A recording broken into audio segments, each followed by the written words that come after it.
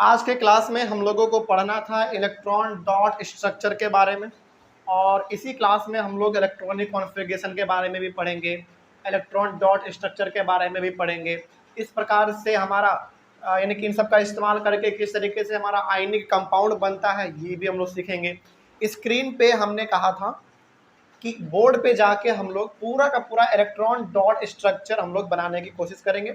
और याद रखिएगा, पिछले कुछ सालों से सीबीएसई लगातार एक इलेक्ट्रॉन डॉट स्ट्रक्चर हर बार अपने एग्जाम में वो हर साल पूछ रहा है, तो गारंटी है, यानी कि संभावना है कि अगले साल भी आ सकता है, क्योंकि पिछले कुछ सालों का आप लगातार पेपर देखेंगे तो उसमें एक इलेक्ट्रॉन डॉट स्ट्रक्चर आया ही आया है।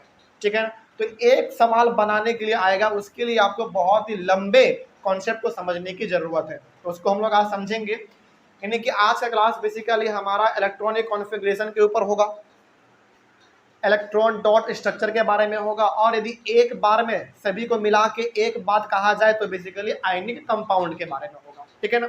चलिए, अब आयनिक कंपाउंड क्या होता है ये हम लोग अपने स्क्रीन पे जान चुके थे।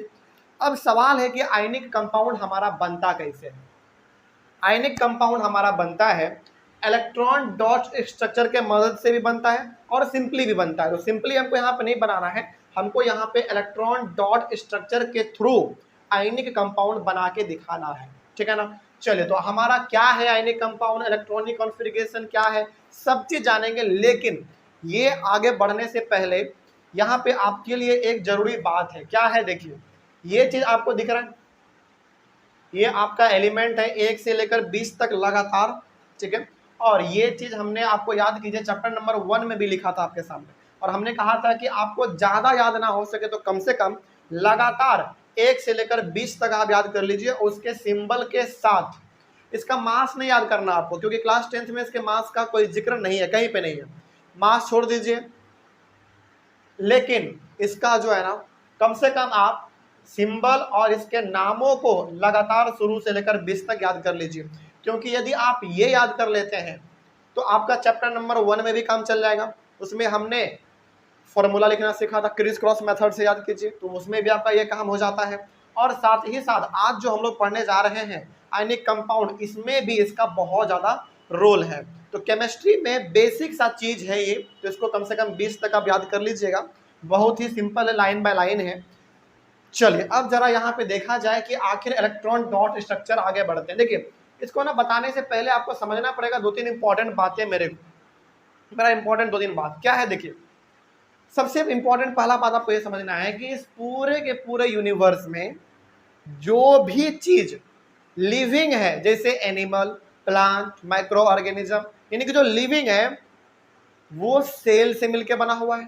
ठीक है, और जो भी नॉन लिविंग है, जो कि जिंदा नहीं है, वो हमारा एटम से मिलकर बना हुआ है। तो इसमें जो आप ये सब देख रहे हो, hydrogen, helium, lithium, beryllium, boron, carbon, nitrogen, ये सब पूरा लास्ट कैल्शियम तक, ये सब लिविंग है या नॉन लिविंग है? नॉन लिविंग है, एलिमेंट है तो नॉन लिविंग है। तो बताइए, सेल से मिलकर बना होगा या फिर एटम से मिलकर बने होंगे? एटम से मिलकर बने होंगे, तो ऑब्वियस ये बात है। जैसे हम लोग लिविंग है तो हमारा बॉडी जो है लाखों करोड़ों सेल से मिलकर बना हुआ है, अलग अलग प्रकार का। उसी प्रकार से ये सब हमारा एक एक एलिमेंट है, तो सिंपली आप समझिए कि एक एक हमारा क्या, ये बॉडी है।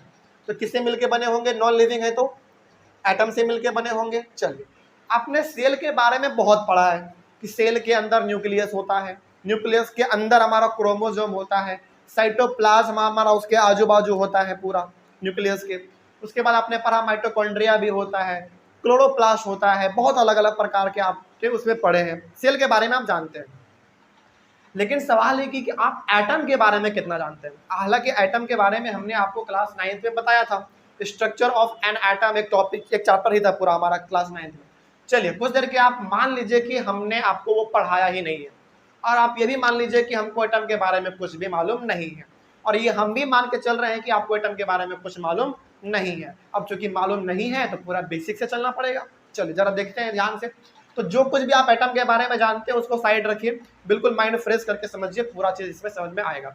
यहाँ पे समझना क्या है, आपको समझना ये है बस कि जितने भी लिविंग थिंग्स हैं वो सेल से मिलकर बने हुए हैं, जो नॉन लिविंग थिंग्स है वो हमारा एटम से मिलकर बना हुआ है। तो ये सब का सब हमारा नॉन लिविंग है तो एटम से मिलकर बने होंगे। आप सिंपली आप इसको समझो कि ये हमारा हाइड्रोजन एक बॉडी है, जैसे हमारा ह्यूमन बीइंग बॉडी है, तो किससे मिलकर बने होंगे ये बॉडी? सारे एटम से मिलकर बने होंगे। अब सवाल है कि एटम सर दिखता कैसा है। देखिए, चाहे सेल हो चाहे एटम हो, आप उसको खुले आंखों से देख नहीं सकते हैं। तो फिर कैसे देखते हैं उसको हम लोग? मैग्नीफाई करके, है ना, अपना माइक्रोस्कोप लगा के देखते हैं।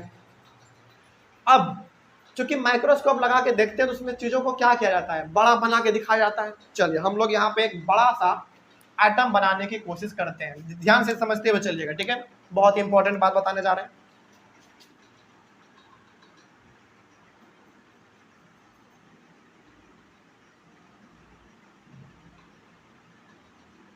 कैसा हमारा एटम होता है वही हम इसमें बताने जा रहे हैं आप लोगों को।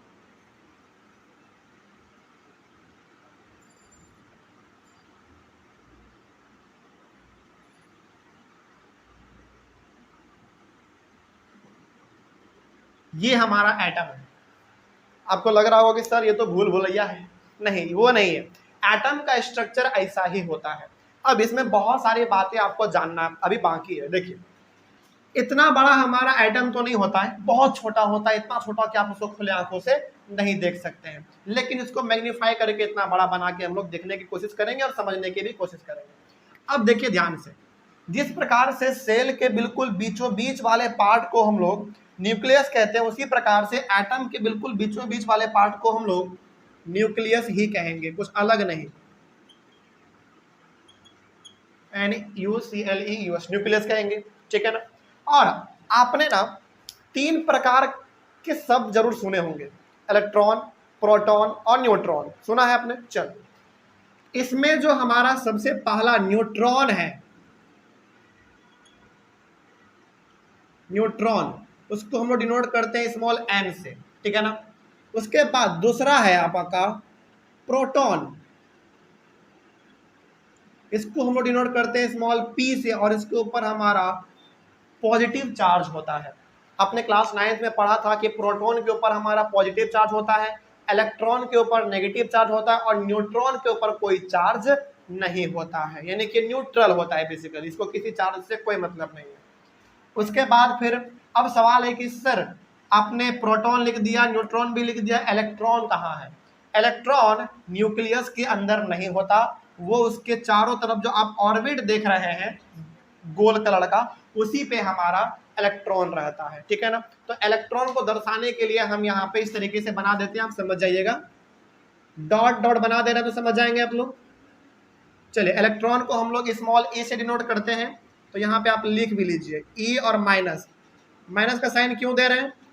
क्योंकि इलेक्ट्रॉन का चार्ज नेगेटिव होता है, ठीक है ना? वो ऑर्बिट पे ही अपना घूमता रहता है इस तरीके से।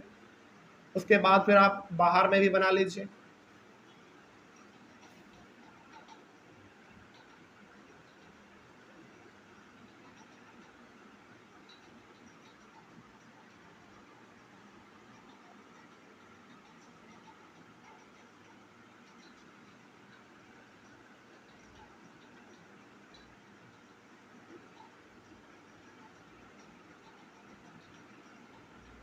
ठीक है, समझ आएंगे आप लोग? इतना मतलब समझ में आ जाएगा। चलिए, अब यहाँ पे हम बताना क्या चाहते हैं, समझिए ध्यान से। ये न्यूक्लियस है, न्यूक्लियस के अंदर ही न्यूट्रॉन होता है, और न्यूक्लियस के अंदर ही हमारा प्रोटॉन होता है, ठीक है ना? और इलेक्ट्रॉन जो है वो अंदर नहीं होता, बल्कि वो अपने ऑर्बिट पे घूमता रहता है। कोई दिक्कत इसमें? तो ये जो हमने डॉट डॉट करके ई जो बनाए हैं, ये सारे के सारे हमारे इलेक्ट्रॉन हैं जो कि अपने ऑर्बिट पे घूमता रहता है। तो ये जो हमारा इलेक्ट्रॉन है, इलेक्ट्रॉन को हम लोग डिनोट करते हैं स्मॉल ई से, और इसके ऊपर चार्ज देते हैं हम लोग नेगेटिव वाला, ठीक है ना? तो इलेक्ट्रॉन भी हो गया, प्रोटॉन भी हो गया, और ये हमारा न्यूट्रॉन भी हो गया। अब आगे बढ़ जाते हैं थोड़ा सा हम लोग इसमें, और ये जो आप पहला वाला ऑर्बिट देख रहे हो ना, इसको हम लोग अलग अलग नामों से जानते हैं। पहले वाले को आप के कह सकते हो, क्लास 9 आपको याद आ गया होगा, के सेल। इसका 2 नाम है, आप चाहो तो सेल कह सकते हो, या फिर आप चाहो तो ऑर्बिट भी कह सकते हो, ठीक है? उसी प्रकार से हमारा दूसरा वाला का भी नाम है के बाद एल, एल सेल, या फिर आप इसको ऑर्बिट भी कह सकते हैं। उसके बाद हमारा तीसरा वाला है के एल एम सेल, या फिर ऑर्बिट भी कह सकते हैं, और चौथा वाला हमारा KLMN सेल, और आप चाहे तो ऑर्बिट भी कह लीजिए। इसका मतलब हो गया कि ये हमारा अब कंप्लीट एक स्ट्रक्चर हुआ एटम का, ठीक है। और ऐसे ऐसे एटम से ही हमारे बहुत सारे एटम आपस में मिलते हैं, तब जाके हमारा एक कंप्लीट एलिमेंट बनता है। कोई दिक्कत? जैसे आप कुछ देर के लिए मान लीजिए कि हमारा पत्थर जो है ना आयरन का मिलके बना हुआ है, ये पत्थर हमारा आयरन का है सपोज कर लीजिए, तो ये आयरन हमारा क्या एक एलिमेंट ही तो है ना, और एलिमेंट में भी क्या एक मेटल है, तो ये किससे मिलके बने होंगे? एटम से मिलके बने होंगे। वो भी क्या एक एटम नहीं, हजारों लाखों करोड़ों ऐसे ऐसे एटम से मिलके ये हमारे आयरन के पत्थर बने होंगे, ठीक है ना। चलिए आगे बढ़ते हैं फिर। तो आयरन का एटम का स्ट्रक्चर कैसा होता है आपने यहाँ पे जान लिया। तो यहाँ पे थोड़ा सा आपको एक बार और बता देते हैं पूरा शॉर्ट में, क्योंकि हम लोग इसके बाद आगे बढ़ेंगे थोड़ा सा। इसमें आपने देखा कि ये हमारा न्यूक्लियस है, न्यूक्लियस बिल्कुल एटम के बिल्कुल बीचों बीच, और न्यूक्लियस के अंदर ही हमारा प्रेजेंट होगा न्यूट्रॉन और प्रोटॉन, ठीक है। प्रोटॉन का चार्ज पॉजिटिव होता है, और इलेक्ट्रॉन जो है वो हमारे ऑर्बिट पे घूमता रहता है, भटकता रहता है। इसको थोड़ा सा बड़ा बनाएगा अपने कॉपी में ताकि देखने में अच्छा लगे। और इलेक्ट्रॉन का चार्ज हमारा नेगेटिव होता है, और इसमें ऑर्बिट हमारा जैसे जैसे बढ़ता जाएगा उसका नाम भी बढ़ता चला जाएगा, KLMNOPQR, इस तरीके से हमारा बढ़ता चला जाएगा, ठीक है। तो पहला वाला KLMN, इस प्रकार से हमने इसका नाम भी दे दिया। चलिए अब हम लोग थोड़ा सा आगे अब बढ़ सकते हैं। देखिए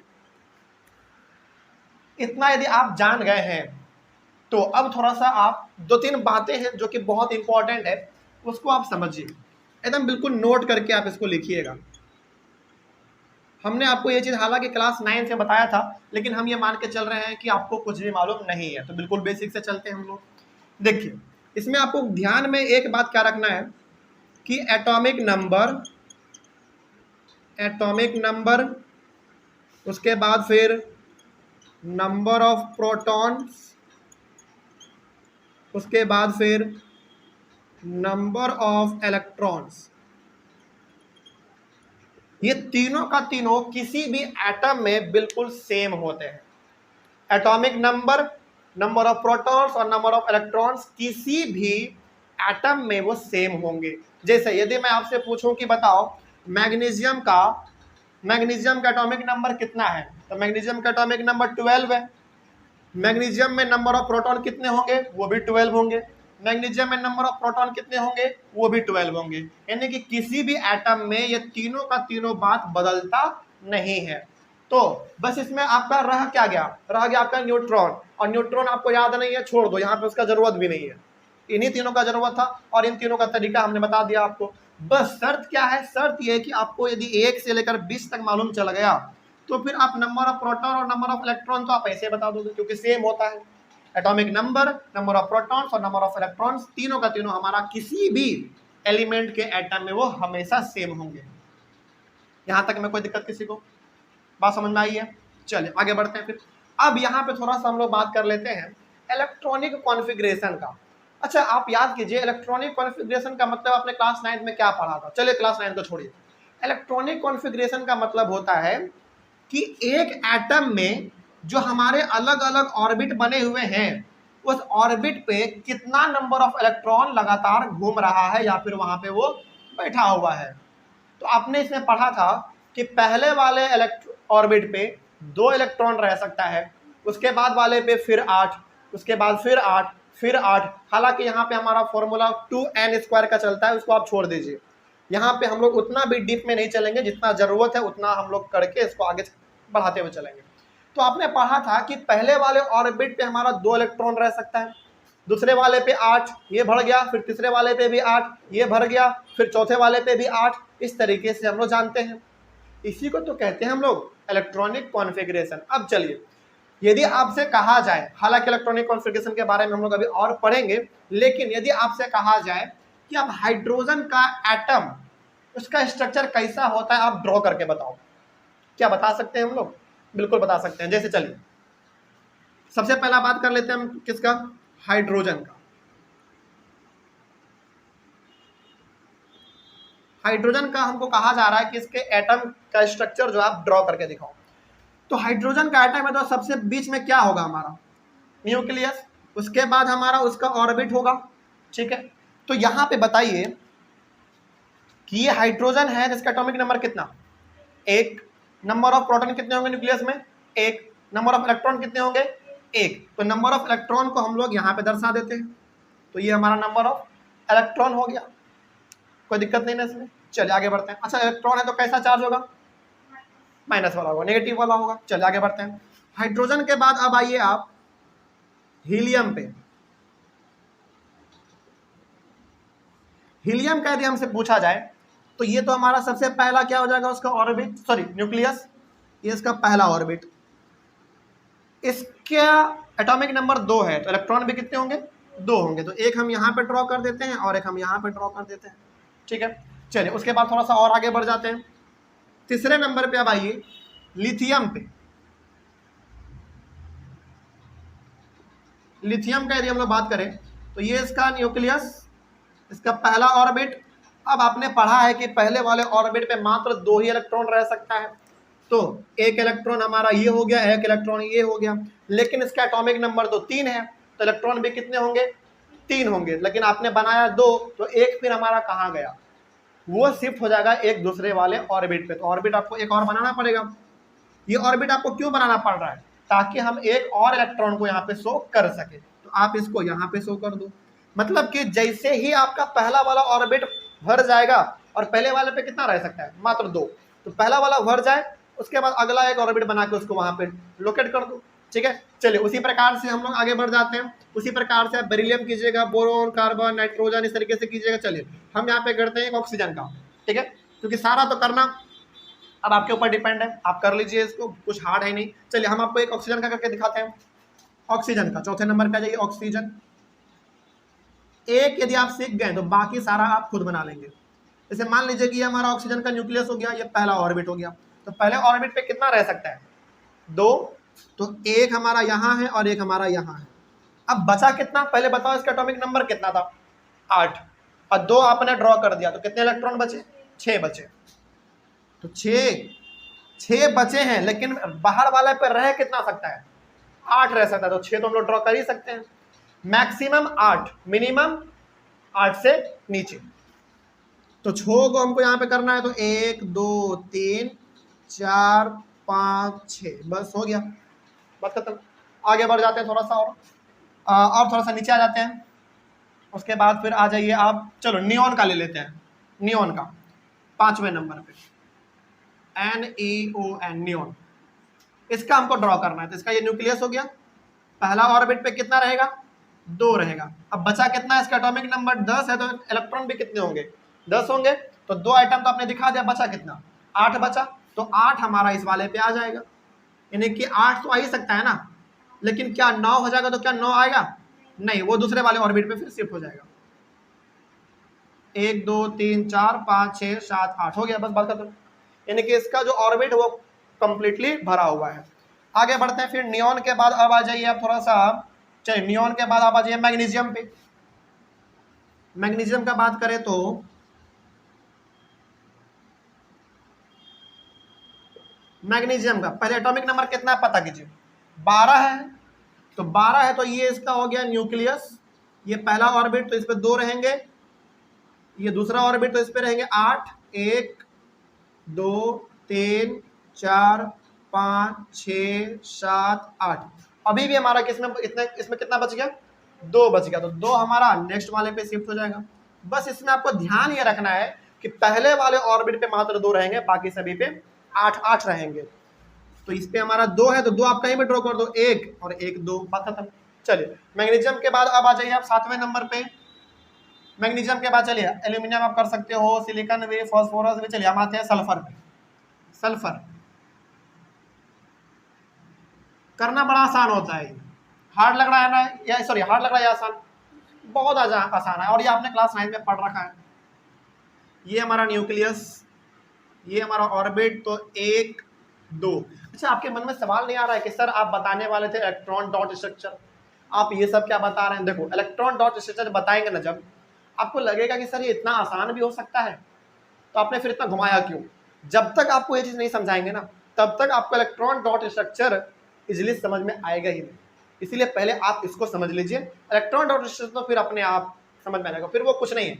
सल्फर हम लोग ड्रॉ कर रहे थे, चलिए इसका हमारा टोटल कितना है 16 है, तो 2 इस पे हो गया, 8 इस पे आ जाएगा, 1 2 3 4 5 6 7 8, कितना बचा अभी भी?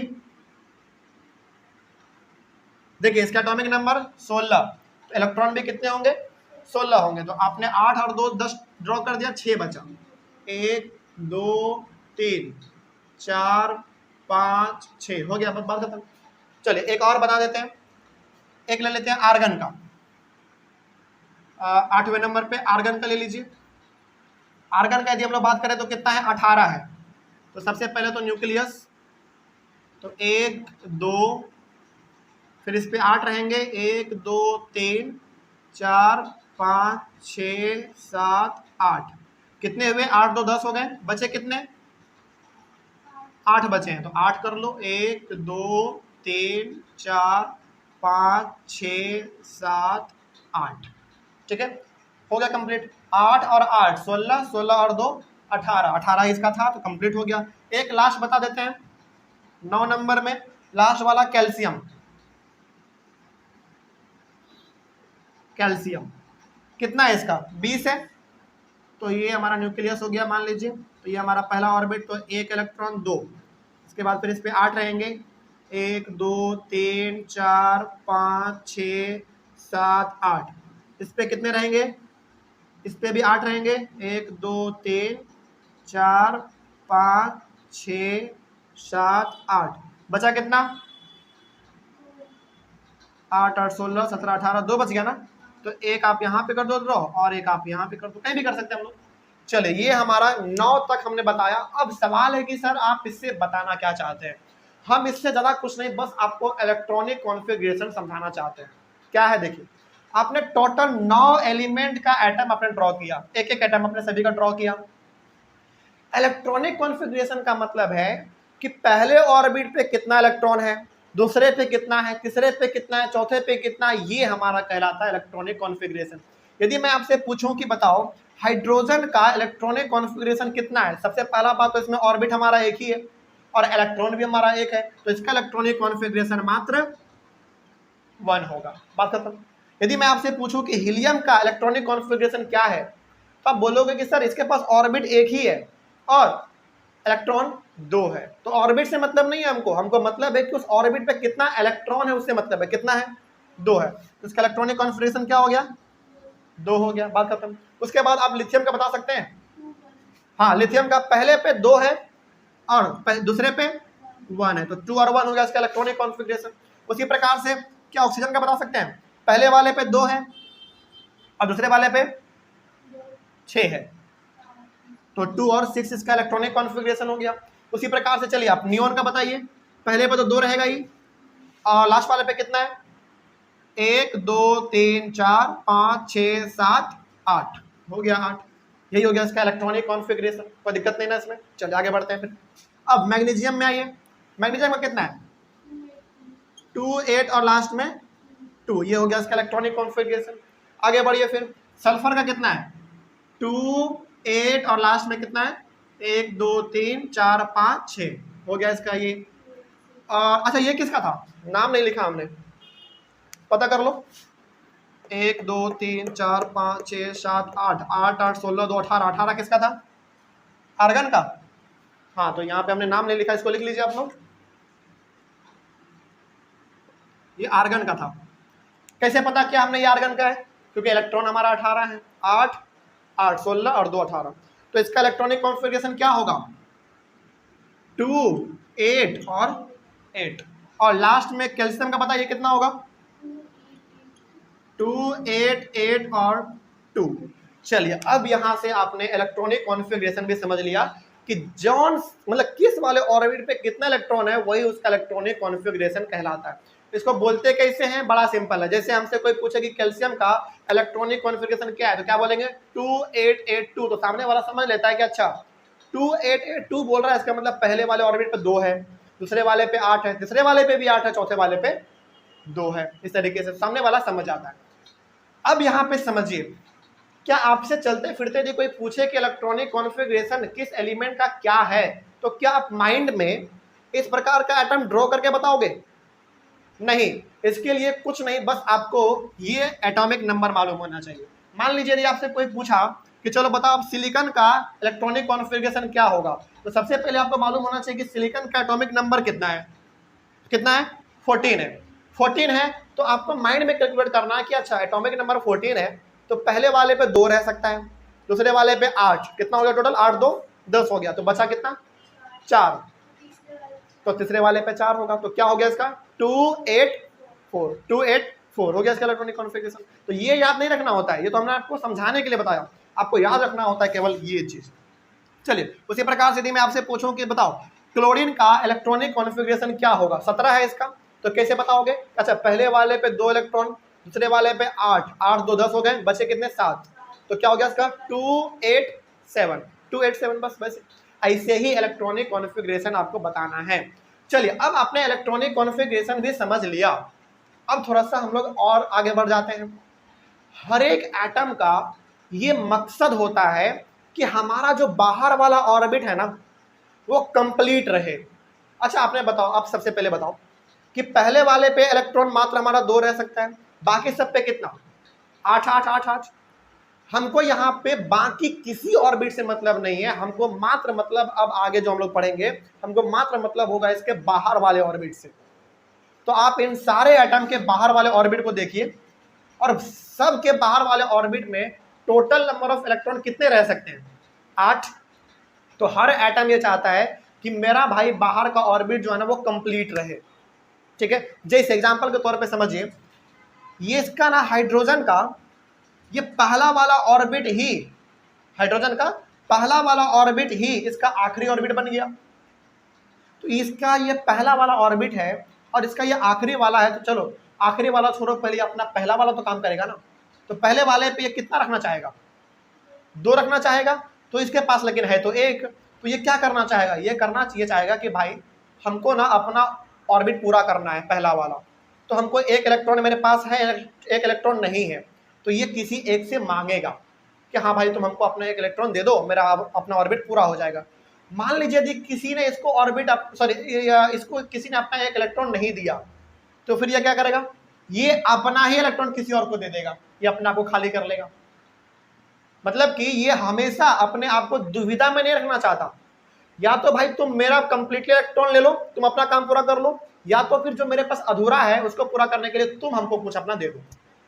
मान लीजिए सामने वाला इसको 1 अपना इलेक्ट्रॉन नहीं दिया, तो यही अपना उसको दे देगा, ले भाई तू ही ले ले, हमको बीच में नहीं रहना, हमको एकदम कंप्लीट रहना है, या तो मेरे पास इलेक्ट्रॉन 2 रहेगा या तो 1 भी नहीं रहेगा, ये काम करेगा। आगे बढ़ते हैं, फिर इसका तो पूरा कंप्लीट है पहला वाला ऑर्बिट, इसको किसी से मतलब नहीं है, क्योंकि पहले वाले पे कितना हो सकता है? 2, और इसके पास पहले से है, इसको कोई मतलब नहीं है। लिथियम पे देखिए, पहला वाला ऑर्बिट हमारा 2 होना चाहिए, इसके पास कंप्लीट है। अब दूसरे वाले ऑर्बिट में कितना होना चाहिए? 8 होना चाहिए, लेकिन इसके पास है कितना? 1 है। अब यहाँ पे आपको ह्यूमन बिहेवियर समझना है। देखिए मेरे पास 7 रुपया है, आपके पास 1 रुपया है, ठीक है। हम आपको 7 रुपया ज्यादा देना पसंद करेंगे या फिर आप हमको 1 रुपया देना ज्यादा पसंद करेंगे? 1 रुपया ज्यादा देना पसंद करेंगे, कि चलो आप बोलोगे कि चलो सर के पास 7 रुपया है, 1 रुपया उनका घट रहा है, 1 रुपया उनको दे देंगे तो उनका काम हो जाएगा। कहीं ना कहीं आदमी 7 रुपया देने में हिचकिचाएगा कि यार हम 7 रुपया दे रहे हैं, वो 1 रुपया देगा, तो 1 रुपया देना थोड़ा सा आसान है। तो ये अपना ऑर्बिट पूरा करने के लिए क्या करेगा? 7 रुपया किसी से लेगा नहीं, और सामने वाला भाई आपको क्यों देगा 7 रुपया?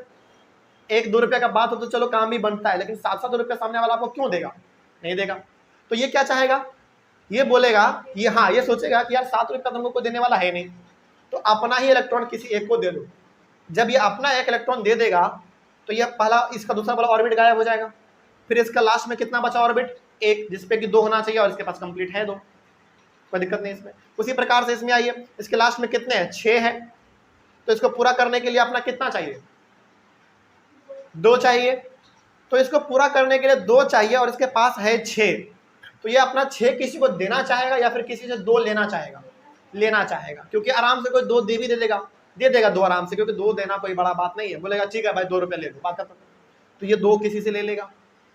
जब इसको 2 इलेक्ट्रॉन मिल जाएगा तो इसका पूरा का पूरा काम बन जाएगा, ये अपना पूरा ऑर्बिट पूरा कर लेगा 8 इलेक्ट्रॉन का। उसी प्रकार से ये बोलिए इसका, हाँ ये तो कंप्लीट है, ये किसी को ना अपना इलेक्ट्रॉन देगा ना किसी से इलेक्ट्रॉन लेगा, ये कंप्लीट है क्योंकि इसका 8 होना चाहिए, 8 है पहले से।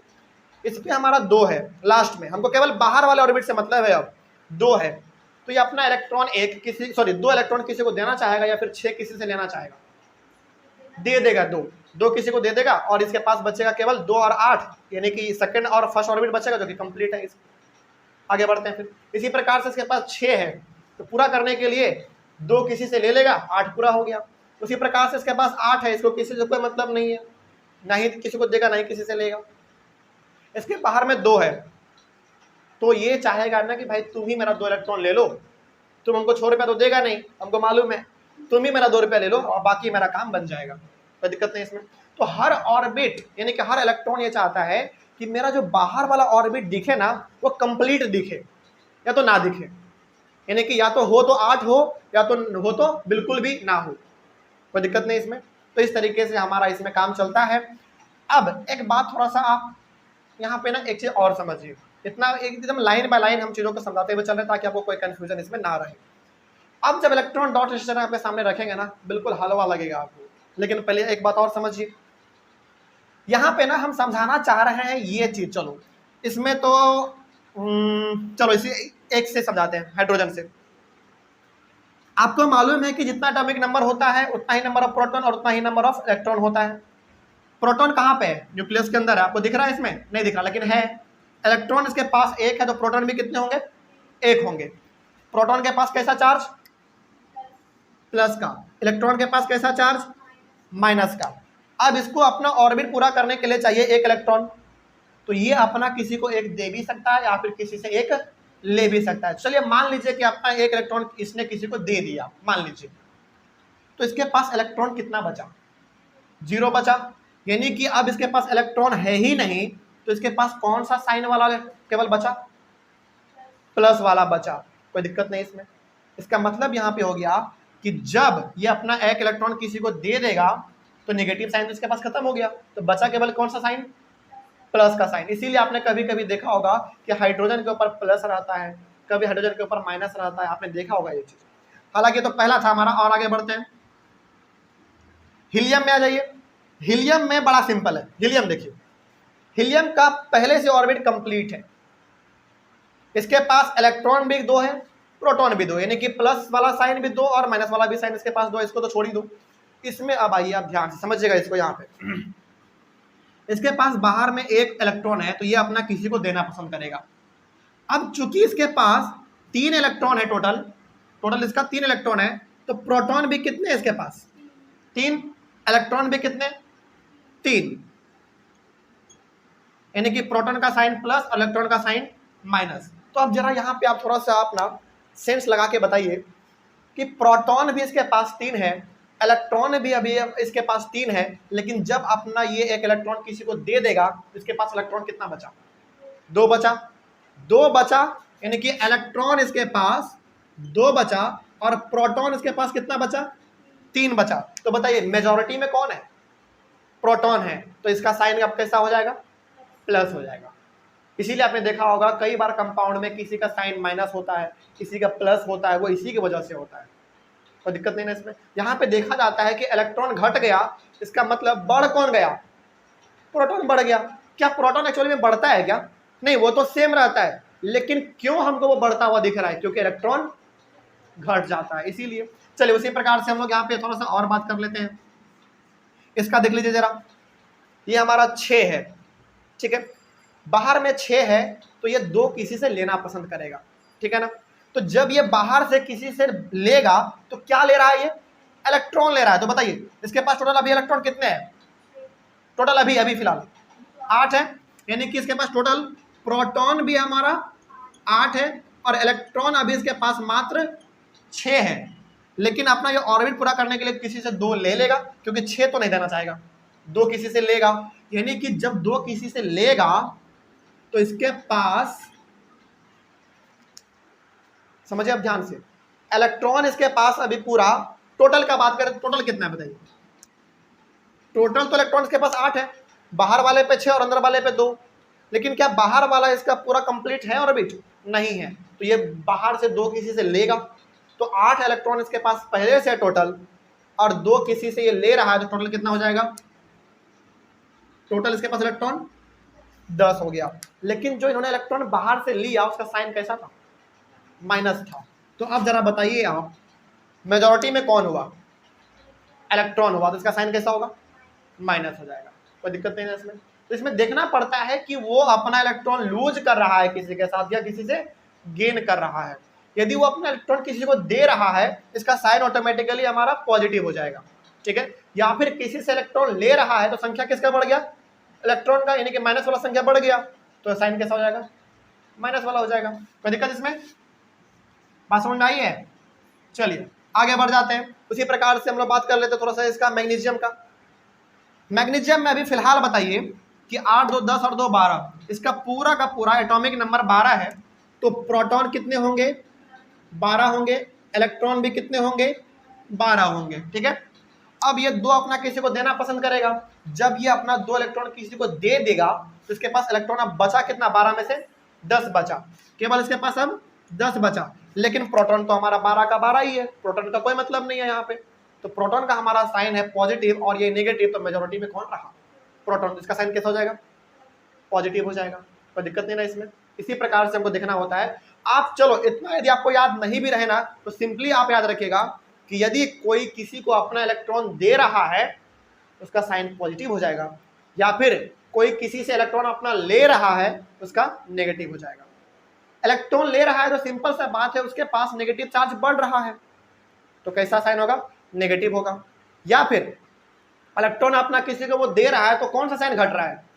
नेगेटिव घट रहा है, लेकिन पॉजिटिव तो बरकरार है हमारा प्रोटॉन लेने के। इसीलिए आपको यहाँ पे ये भी ध्यान रखना होता है। अब तो कोई दिक्कत नहीं इसमें, बात समझ में आई है? चलिए इसका आप लोग पहले इतना स्क्रीनशॉट लीजिए। अब हम लोग चलेंगे अपने इलेक्ट्रॉन डॉट स्ट्रक्चर पे, तो अब आपको बिल्कुल आराम से समझ में आ जाएगा। इसमें तो यहाँ तक में तो कोई दिक्कत नहीं ना। चलिए अब यही चीज हमको अप्लाई करना है अपने इलेक्ट्रॉन डॉट स्ट्रक्चर में। ये पूरा मिटा देना, ये एलिमेंट का नाम 20 तक जो लिखा हुआ है ये नहीं मिटा रहे हैं, क्योंकि इसको अभी आप देख देख के बताएंगे, याद तो है नहीं आप लोगों को, लेकिन रिवाइज कर लीजिएगा, ठीक है। बहुत इंपॉर्टेंट है ये इलेक्ट्रॉन डॉट स्ट्रक्चर। अब हमारा शुरू होने वाला है। इतना चीज जो हमने समझाया यदि आप समझ गए हैं तो फिर बहुत इंपॉर्टेंट, आराम से बन जाएगा आपका। बस यहाँ पे आपको ध्यान में ये रखना है ना कि हमको बाकी ऑर्बिट से मतलब नहीं है, हमको बस बाहर वाले ऑर्बिट से मतलब है, ठीक है ना। कि बाहर वाले ऑर्बिट पे कितना इलेक्ट्रॉन है, वो किसी को अपना इलेक्ट्रॉन दे रहा है कि गेन कर रहा है, बस वहीं से हमको मतलब है और किसी से नहीं।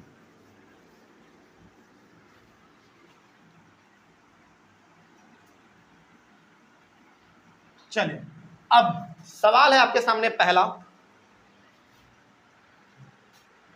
आपके पास सवाल यह है कि आप सोडियम क्लोराइड का कंपाउंड बना के दिखाओ, वो भी इलेक्ट्रॉन डॉट स्ट्रक्चर के मदद से। पहला क्वेश्चन आपका है किसका? सोडियम क्लोराइड का। सोडियम क्लोराइड का पूरा क्वेश्चन नहीं लिखना है, बस आप समझ जाइए कि आपसे कहा यह जा रहा है कि आप सोडियम क्लोराइड का कंपाउंड बना के दिखाइए, वो भी इलेक्ट्रॉन डॉट स्ट्रक्चर के मदद से, ठीक है। सोडियम क्लोराइड का ये आपके पास सवाल है। चलिए इसका आंसर कैसे बनेगा देखा जाए बहुत ध्यान से। इसका आंसर बनाने का सबसे आसान तरीका, पहले आप ये बताइए कि सोडियम का सिंबल क्या होता है? Na। सोडियम का Na होता है, तो आप यहां पे Na लिखो, ठीक है। थोड़ा सा स्पेस छोड़ के आप प्लस का साइन देंगे। क्लोरीन का Cl होता है, ठीक है। अब आप यहां पे ये बताइए कि सोडियम का आपने सिंबल Na लिखा, क्लोरीन का Cl लिखा, तो सोडियम के बाहर वाले ऑर्बिट पे कितने इलेक्ट्रॉन हैं कैसे पता करेंगे आप? कितने होंगे उसके एटॉमिक नंबर से पता करेंगे। जैसे सोडियम का एटॉमिक नंबर 11 है, तो इसका इलेक्ट्रॉनिक कॉन्फ़िगरेशन क्या बनेगा? 2 8 1। 2 यानी कि 11 है तो पहले वाले पे 2 इलेक्ट्रॉन रहेंगे, दूसरे वाले पे 8, बचा कितना? 1। हमको मात्र काम किससे है? बाहर वाले ऑर्बिट पे कितने इलेक्ट्रॉन है उससे मतलब है। तो अब यहाँ पे बताइए कि सोडियम के बाहर वाले ऑर्बिट पे एक इलेक्ट्रॉन है, तो यहाँ पे एक इलेक्ट्रॉन को हम लोग दर्शाते कैसे हैं, ऐसे डॉट से।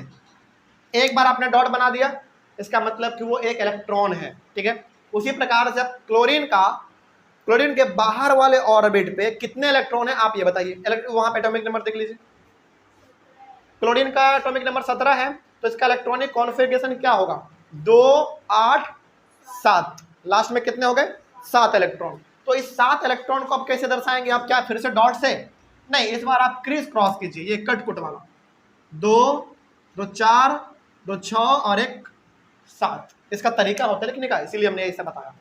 यानी कि सोडियम के बाहर वाले ऑर्बिट पे एक इलेक्ट्रॉन है और क्लोरीन के बाहर वाले ऑर्बिट पे 7 इलेक्ट्रॉन है।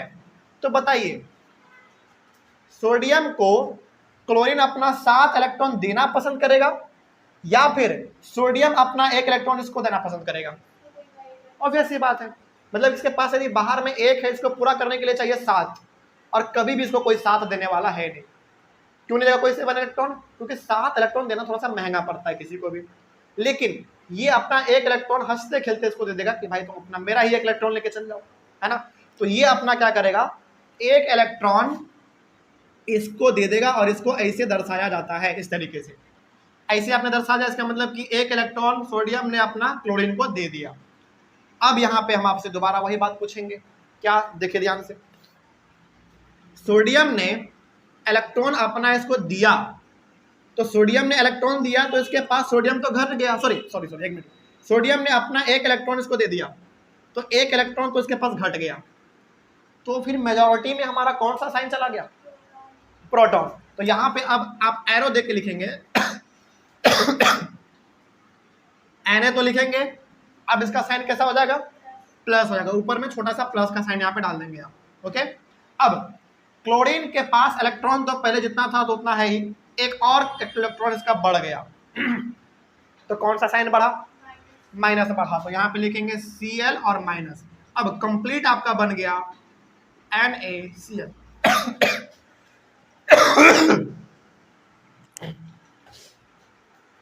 यही है हमारा NaCl का इलेक्ट्रॉन डॉट स्ट्रक्चर। कोई दिक्कत किसी को?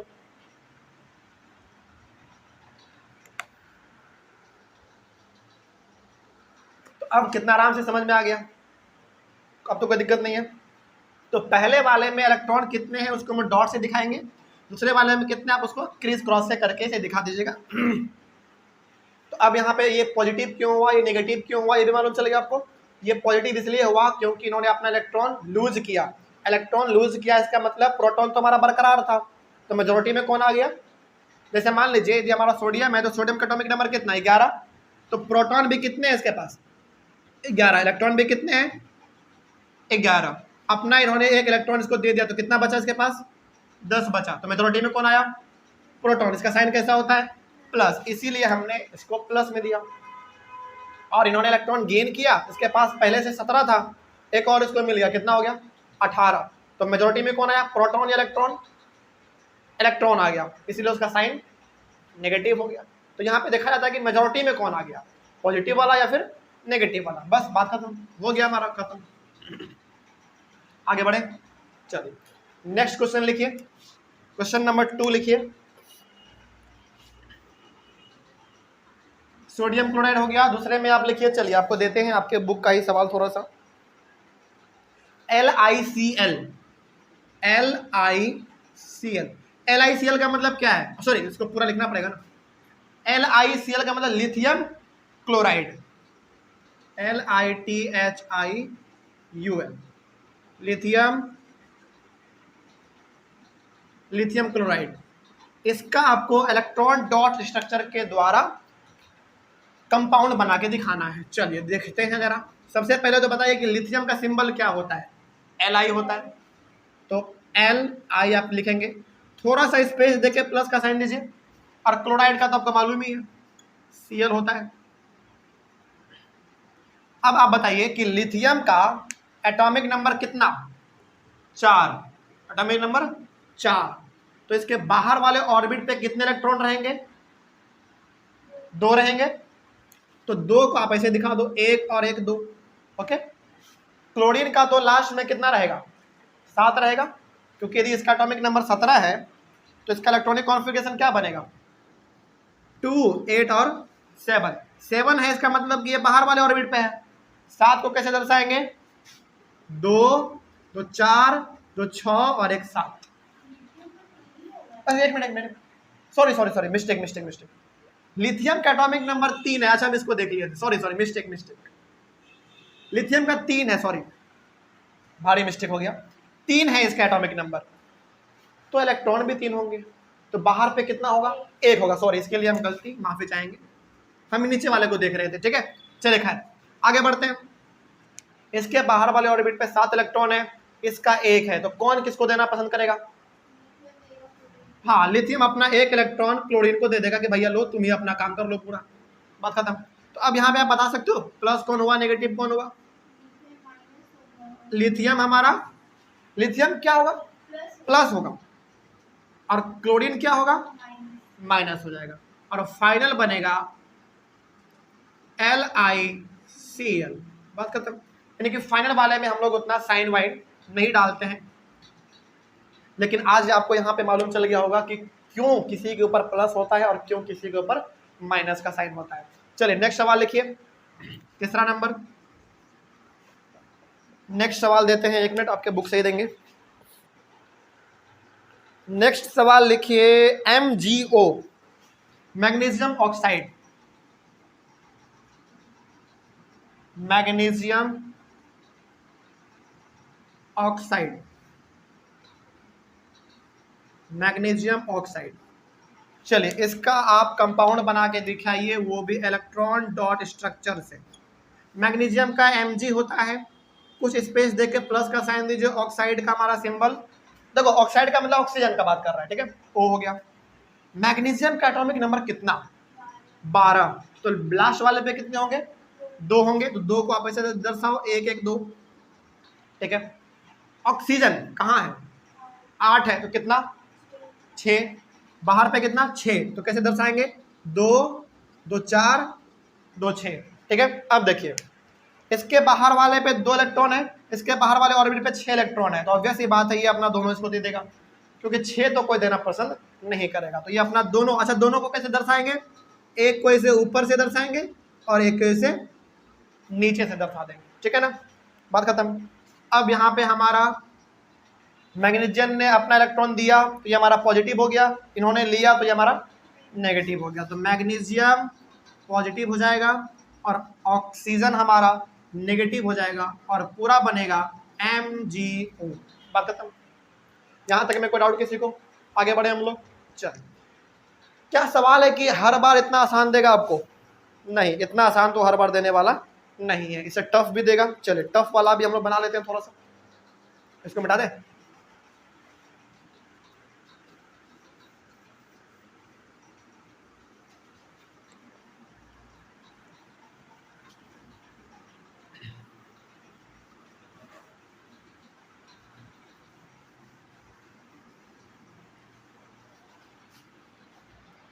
चौथे नंबर में लिखिए आप, 3 तो हो गया, चौथा नंबर में आप लिखिए मैग्नीशियम क्लोराइड, शायद वही होना चाहिए, हाँ वही है, मैग्नीशियम क्लोराइड, मैग्नीशियम क्लोराइड।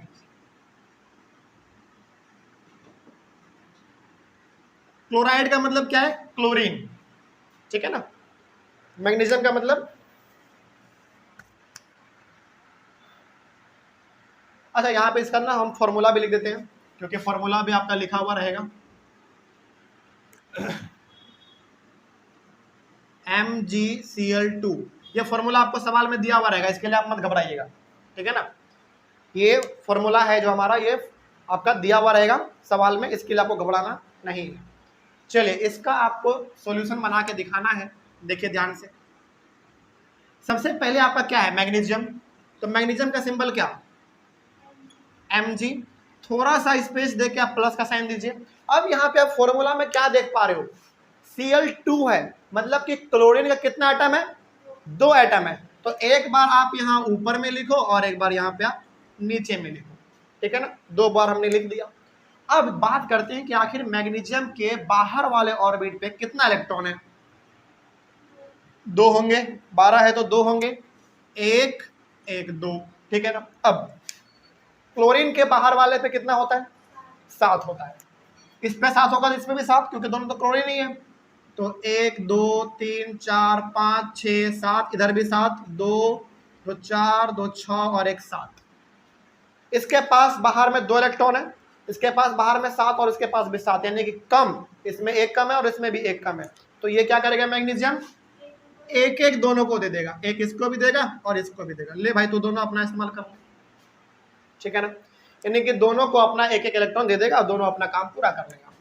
तो अब यहाँ पे हमारा, अब बताइए आप, मैग्नीशियम ने अपना इलेक्ट्रॉन दिया, इसका मतलब है कि मेजॉरिटी में कौन चला गया, प्रोटॉन, यानी कि पॉजिटिव साइन। और क्लोरीन हमारा यहाँ पे क्या हो जाएगा, इन्होंने एक एक इलेक्ट्रॉन बाहर से ले लिया, यानी कि मैग्नीशियम से ले लिया, तो ये हमारा माइनस। तो फाइनल क्या बनेगा, MgCl2 हो गया बस, ठीक है। चलिए और ले लीजिए सवाल आप 5वें नंबर पे लिखिए। चलिए आप ही के बुक से दे रहे हैं हम, कहीं बाहर से नहीं दे रहे। इसके बाद आप लिखिए कैल्शियम क्लोराइड का, कैल्शियम क्लोराइड,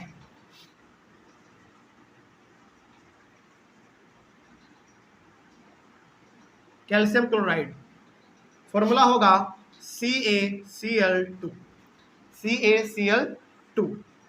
ये फॉर्मूला आपको दिया रहेगा, इसके लिए आपको टेंशन नहीं लेना है।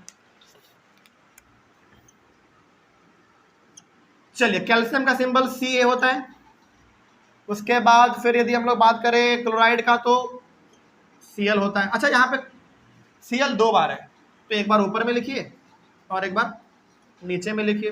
कैल्शियम का एटॉमिक नंबर कितना, 20, तो इसका इलेक्ट्रॉनिक कॉन्फ़िगरेशन क्या होगा, 2882, यानी कि लास्ट में कितना आया, 2 आया।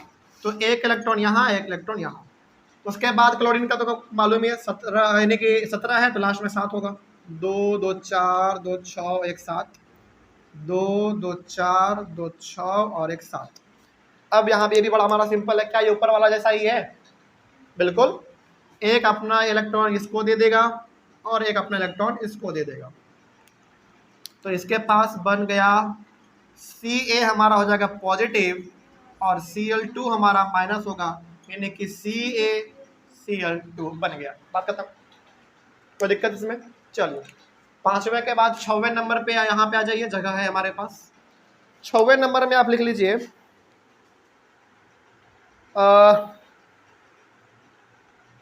Nitrogen oxide, nitrogen oxide, nitrogen oxide, इसका फॉर्मूला Na2O, Na2O, सॉरी एक मिनट, नाइट्रोजन ऑक्साइड नहीं है ये, सोडियम ऑक्साइड है, सॉरी मिस्टेक हो रहा है आज हमसे, इतना क्यों भाई। वही तो मैं सोचूं, नाइट्रोजन है तो केवल Na होगा ना, यहाँ पे तो Na2 है, तो सोडियम ऑक्साइड, सॉरी मिस्टेक के लिए माफी चाहेंगे, सोडियम ऑक्साइड हो गया। चलो सोडियम ऑक्साइड का कहा जा रहा है कि आप कंपाउंड बना के दिखाओ, वो भी इलेक्ट्रॉन डॉट स्ट्रक्चर के मदद से। अच्छा यहाँ पे ना थोड़ा सा सवाल बदल गया, कैसे बदल गया, आप ये लास्ट में 2 देखते थे, यहाँ भी लास्ट में 2, यहाँ भी लास्ट में 2, लेकिन यहाँ पे पहले 2 दे दिया, क्या फर्क पड़ता है, उल्टा कर दिया है बस, बाकी है तो वही सेम चीज। तो यहाँ पे हमारे पास सोडियम कितने बार, कितना एटम है सोडियम का, 2 एटम है, तो आप एक एटम सोडियम का यहाँ पे लिखो और एक थोड़ा सा इससे, चलो यहाँ पे बना देते हैं, इस बार इसको, चलो कोई बात नहीं, एक यहाँ पे बना लो और एक आप यहाँ पे बना लो, हो गया। थोड़ा स्पेस देके प्लस का साइन दीजिए और यहाँ पे O को लिख लीजिए। सोडियम का एटॉमिक नंबर कितना, 11, तो कितने होंगे इसके बाहर वाले पे, 11 एक होंगे, तो इस पे भी एक बाहर में और इस पे भी एक बाहर में। ऑक्सीजन का होता है 8, देख लीजिए, तो इसके बाहर में कितने इलेक्ट्रॉन होंगे, 6 होंगे, तो 2 2 4 और ये हमारा 2 6। अब यहाँ पे आपको क्या दिख रहा है बताइए, ये सोडियम इसको एक दे देगा और ये वाला भी इसको एक दे देगा, क्योंकि एक देना बड़ा आसान होता है, हो गया। तो क्या बना आपके सामने, आपके सामने बना Na2 हमारा प्लस हो जाएगा और O हमारा माइनस हो जाएगा। फाइनल रिजल्ट आपके सामने आएगा Na2O। बात खत्म। ये एरो का साइन है, अब तो कोई दिक्कत नहीं इसमें। अच्छा, यहाँ पे तो हमारा कंपाउंड का हम लोग बना रहे हैं ना इलेक्ट्रॉन डॉट स्ट्रक्चर। कभी कभी सिंपली आपको एलिमेंट का पूछ देगा, एक एलिमेंट का, वो भी बना लेते हैं। लेकिन अभी तक जो आपने पढ़ा ये वाला या फिर ये वाला, ये जो कंपाउंड हमारा बन रहा है इसी को हम लोग कहते हैं आयनिक कंपाउंड। और वो भी आयनिक कंपाउंड आप किस मेथड से बना रहे हो? इलेक्ट्रॉन डॉट स्ट्रक्चर के मेथड से आप बना रहे हैं। अच्छा, कई बार सिंपली क्या पूछता है आपसे, बोलेगा ना कि सोडियम का आप इलेक्ट्रॉन डॉट स्ट्रक्चर ड्रॉ करके दिखाओ, बस सोडियम का और किसी का नहीं, सोडियम का। तो कैसे बनाएंगे? 6 हो गया, 7 नंबर में आ जाइए आप। सोडियम का केवल पूछा गया है आपसे, तो सोडियम का तो बड़ा आसान हो गया क्योंकि इसमें दूसरा कोई एलिमेंट नहीं है। तो इसका आंसर क्या होगा? इसका आंसर हो जाएगा सोडियम का तो Na होता है पहली बात, और इसका एटॉमिक नंबर है कितना? 11। तो बाहर में कितने होंगे? 1। बस यहाँ पे आप ड्रॉ कर दो, हो गया सोडियम का इलेक्ट्रॉनिक डॉट स्ट्रक्चर बस। यानी कि जब सिंपल एलिमेंट के बारे में पूछे ना बस 1 तो बड़ा आसान होता है, 2 के बारे में पूछ देगा तो फिर आपको इस तरीके से बनाना पड़ेगा। चलो सोडियम के बाद और चलो क्या क्या ले सकते हैं हम लोग? मैग्नीशियम का ड्रॉ करते हैं, मैग्नीशियम करेंगे। चलिए आप हमको ड्रॉ करके दिखाइए। चलो ऑक्सीजन का आप ड्रॉ करके दिखाइए 8वें नंबर में, ऑक्सीजन का। तो बड़ा सिंपल है, कितना है ऑक्सीजन का एटॉमिक नंबर? 6 है। तो आप 6 को कैसे ड्रॉ करोगे? चलो 1 2 3 4 5 6 हो गया बस। अच्छा, आपके मन में सवाल नहीं आया कि सर जहां जहां पे 2 एलिमेंट का इस्तेमाल हुआ है वहां पे आपने 2 सिंबल इस्तेमाल किया, एक डॉट वाला और एक कट कुट वाला, लेकिन जब सिंगल के बारे में पूछेगा तो किसका इस्तेमाल करेंगे? आपके ऊपर है। आप चाहो तो डॉट का इस्तेमाल कर लो या फिर चाहो तो आप कट कुट वाला यानी कि क्रिस क्रॉस वाला भी इस्तेमाल कर सकते हैं, इसमें कोई दिक्कत नहीं है। इसी प्रकार से चलो ऑक्सीजन के बाद और आप लेना चाहते हैं तो इसमें आप बना के दिखा दो हमको। चलो पोटासियम का बना के दिखाइए जरा 9वें नंबर में।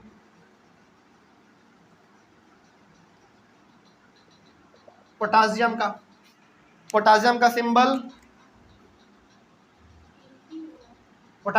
कितना होता है? के होता है, और के होता है तो इसका हमारा है 19।